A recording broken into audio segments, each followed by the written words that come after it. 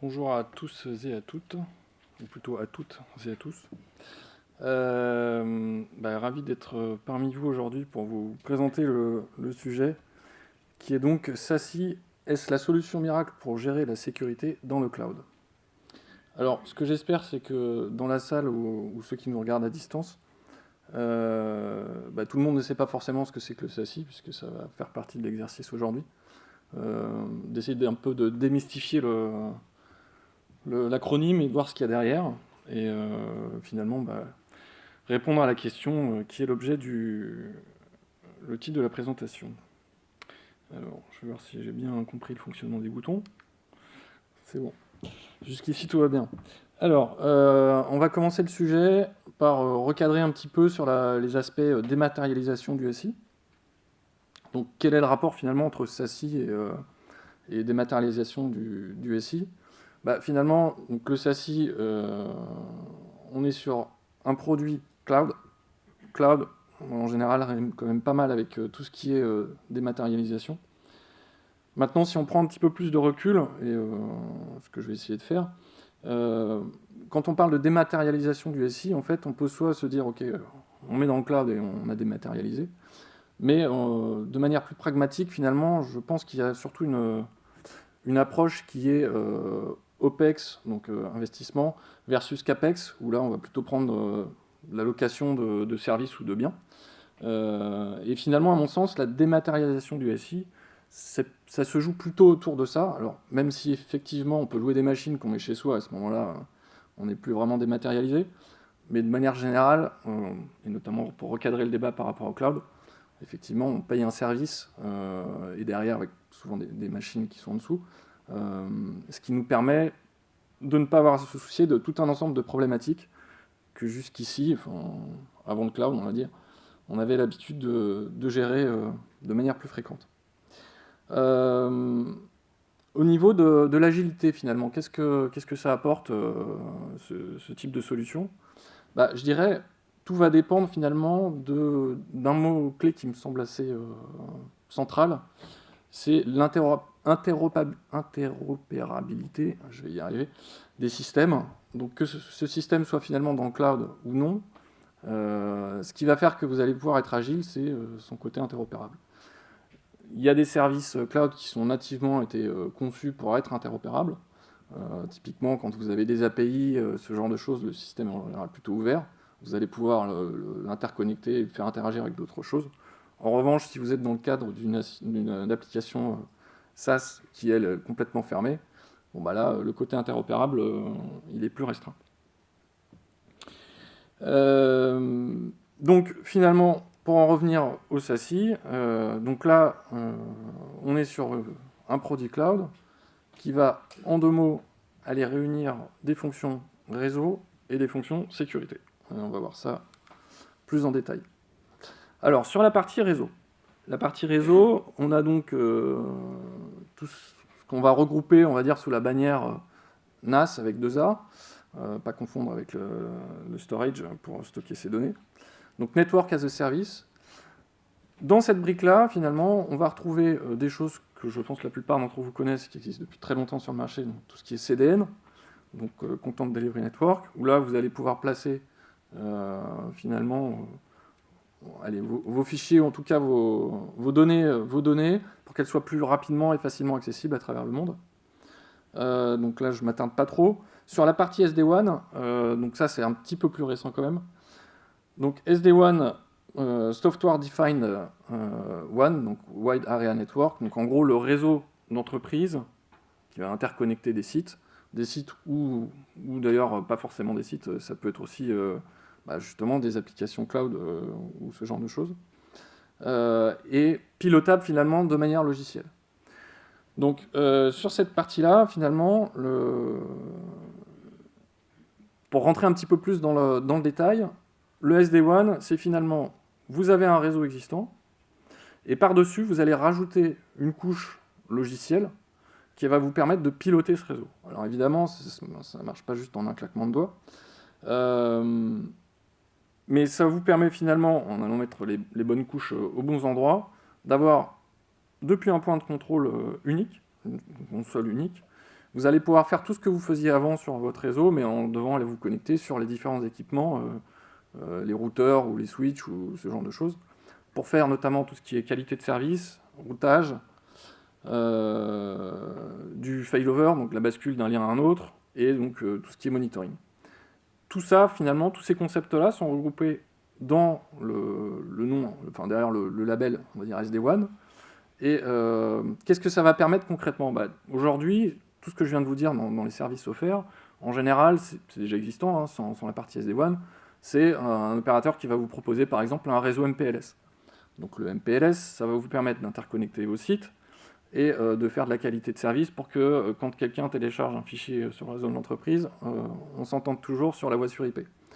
Et bien là, typiquement, normalement, avec ce que promet le SD-WAN en tout cas, ça vous permet de faire la même chose, mais sans forcément avoir recours à du MPLS. Donc ça veut dire que vous pouvez très bien avoir des liens DSL, vous en prenez plusieurs, et derrière, vous allez pouvoir faire du failover, vous allez pouvoir faire de la qualité de service, tout ça piloté depuis une console unique. Une autre nouveauté du SD-WAN par rapport à l'existant, c'est que vous partez pour la partie définition finalement de votre politique réseau ou de vos SLA, vous allez partir de l'applicatif. Donc sur tous les SD-WAN bien conçus, vous pouvez définir en partant de votre applicatif et dire ok, moi je veux que tel applicatif, il va devoir, je vais privilégier plutôt la latence et je veux lui réserver tant de bandes passantes. Et au contrario, donc là je pense plutôt à la voie sur IP, et transfert de fichiers, lui la latence, pas de souci, enfin il n'en a pas besoin, par contre je vais lui donner toute la bande passante qui reste disponible. Voilà grosso modo sur les deux principaux composants du network as a service qu'on va retrouver au sein du SASI. Ensuite on passe à la couche sécurité. Donc la couche sécurité, donc j'ai choisi quelques briques qu'on va détailler. Il y en a plus, mais après j'en détaillerai peut-être un peu ultérieurement sur le slide d'après. Donc le principal, en tout cas à mon sens, qui existe déjà depuis quand même un certain nombre d'années, c'est le CASB. Donc la brique CASB qui va vous permettre finalement d'avoir un peu sur le même principe finalement que le SD-WAN va s'appliquer au réseau, là ça va être sur les applications cloud. Ça va vous permettre finalement d'avoir un point de contrôle unique qui va se mettre entre vos utilisateurs d'applications cloud et les applications cloud, et qui va permettre de définir, de définir et de gérer les autorisations d'accès aux différentes applications, et de contrôler justement le fait que on n'aille pas ailleurs que là où on est censé aller. Donc ça vous permet finalement de gérer la gouvernance en vous appuyant sur tous les concepts classiques qui vont être donc l'authentification, les autorisations, mais également tout ce qui est remontée d'alerte et chiffrement, déchiffrement. Donc tout ça, c'est ce que va apporter la brique CASB. Ensuite, en dessous, on a le Cloud Secure Web Gateway. Donc très franchement, celui-là, c'est, je dirais, pour ceux qui sont informaticiens, le plus facile à traduire. C'est en gros un proxy. Donc c'est, pour ceux qui sont un peu moins informaticiens, ça va permettre de filtrer les flux sortants vers Internet ou vers vos applications SaaS aussi, depuis les postes utilisateurs. Donc là, on va éviter potentiellement qu'il y ait du téléchargement de virus qui rentre, du malware, et on va également pouvoir faire de l'analyse comportementale sur justement la partie utilisateur. Ensuite, celui d'après, donc le WAAP AAS, donc Web Application API Protection as a Service. Celui-là, finalement, pareil pour ceux qui sont habitués, c'est un WAF, grosso modo, donc Web Application Firewall. C'est rebrandé, mais pour moi, c'est quasiment la même chose. Donc ça va vous permettre de faire quoi? Ça va vous permettre de filtrer à destination, les flux à destination de vos sites internet et ou de vos web services et API. Donc ça va analyser plutôt le niveau applicatif. FWAS, donc Firewall as a Service. Donc là, c'est assez explicite, hein, je trouve, pour le coup. C'est en gros, vous étiez habitué à avoir vos appliances ou à avoir vos firewalls en physique installés sur des machines. Bah là, c'est la même chose dans le cloud. Donc ça contrôle plutôt les couches basses du réseau, enfin la couche 3 et couche 4 au niveau de OSI. Je ne l'ai pas mis là-dessus, mais je vais l'aborder quand même. Il y a aussi le RBI, donc Remote Browser Isolation, qui est un composant qui me semble plutôt intéressant. Donc là, le concept, c'est finalement l'utilisateur final, l'utilisateur dans l'entreprise, il ne va pas exécuter directement le code du site internet, puisque donc, pour ceux qui ne savent pas, le navigateur internet télécharge le code HTML, le code CSS, le JavaScript, etc., et l'interprète donc dans le navigateur. Là, l'idée, c'est qu'il va y avoir un browser, donc un navigateur virtuel qui est en amont du navigateur du client, qui va lui récupérer tout ça, le compiler, vérifier qu'il n'y a rien de méchant à l'intérieur, et derrière, s'il n'y a rien de méchant, le redescendre sous forme digeste pour le navigateur du client. Donc, je dirais que là, on va aller assez loin dans l'analyse. Finalement, c'est un firewall de navigateur en quelque sorte. Voilà pour une liste de tout ce qu'on peut trouver dans la partie Cloud Security as a Service, ou Network Security as a Service, pardon. Alors, ici, j'ai fait un petit schéma où on voit justement les différentes briques. Donc, tout ce qui est un petit peu bleu-vert, c'est tout ce qui est plutôt Network as a Service. Et ensuite, tout ce qui est plutôt bleu, là, on est sur Network Security as a Service. Donc on va retrouver à peu près tout ce que j'ai dit. La seule chose que j'ai pas décrite ici, ça va être le Zero Trust Network Access, donc à côté de l'utilisateur, qui finalement lui-même est un regroupement de concepts. L'idée étant de se dire, ok, on n'a pas confiance, on ne peut pas se fier simplement à une adresse IP, on veut plutôt authentifier tout un ensemble de choses, notamment qui est vraiment derrière l'écran, donc identification de l'utilisateur, depuis où est-ce qu'il se connecte, idéalement avec un agent sur le système, voir quel est le type de système sur lequel il se connecte, est-ce qu'il est safe, est-ce qu'il est à jour, etc. Et une fois qu'on a vérifié tout ça, eh bien, on va lui donner accès un peu plus loin. Donc ça va combiner finalement, ça va venir se rajouter, je dirais, à l'ensemble des autres briques qu'on a ici. Et l'autre brique dont j'ai pas encore discuté, que j'ai pas encore présenté, pardon, c'est donc le DLP. Alors, il y a plusieurs traductions possibles, mais ma préférée c'est Data Leak Protection, ou Data Leak Prevention. Donc, grosso modo, éviter la fuite de données. Donc là, on va faire de l'analyse de flux et on va essayer de faire le nécessaire pour qu'il n'y ait pas de données sensibles qui s'en aillent de l'entreprise. Donc là, je l'ai mis ici à côté des applications SaaS. Mais en réalité, ça va être à côté des applications SaaS, mais également côté utilisateur, évidemment, puisque en fonction du contexte, il faut aller voir où les données sont situées. Tout ce petit monde, finalement, donc, c'est le SASI. Voilà. Pour résumer, le SASI, c'est un ensemble de briques que vous allez pouvoir mettre tout ensemble, et théoriquement, avec une console de paramétrage unique, qui va donc vous faciliter la gestion. Donc déjà, premièrement, définir votre politique, toute la partie gouvernance, et puis ensuite la mise en action. Alors, au niveau de comment le déployer et les challenges. Alors le premier challenge que je vois, et notamment je parle pour les grosses entreprises, c'est que là, on a bien vu, d'un côté, on a le réseau, network, et de l'autre côté, on a la sécurité. Aujourd'hui, dans les grosses boîtes, vous avez une équipe réseau et une équipe sécurité. Là, avec le SASI, il va falloir qu'elles se parlent, sinon ça ne va pas marcher. Donc ça va déjà être un accompagnement au changement qui va devoir être fait, sinon ça juste ne marchera pas.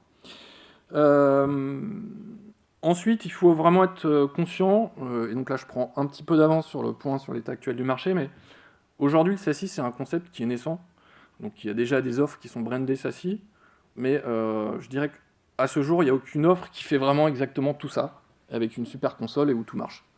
Il y a des offres qui sont, à mon sens, de ce que j'ai pu lire, moi je n'ai pas tout testé, qui sont déjà plutôt assez bien avancées, mais en fonction des éditeurs, ça va être, il y en a qui vont être plutôt axés réseau, évidemment ceux qui viennent du réseau, et puis inversement, d'autres qui vont plutôt être axés sécurité, parce qu'ils avaient sécurité. Donc c'est en train de se jouer en ce moment, avec notamment un coup de rachat.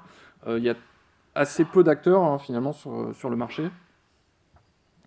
Pour en revenir à comment le déployer, donc déjà il faudrait, je pense, se faire une sorte de petite checklist sur ce que vous, en tant qu'utilisateur, enfin utilisateur d'une solution de ce type-là, hein, j'entends, vous attendez. Donc typiquement, s'assurer que vous allez avoir à la fois le support des sites distants, mais également des utilisateurs entre guillemets isolés, donc ceux qui sont nomades ou qui travaillent de chez eux.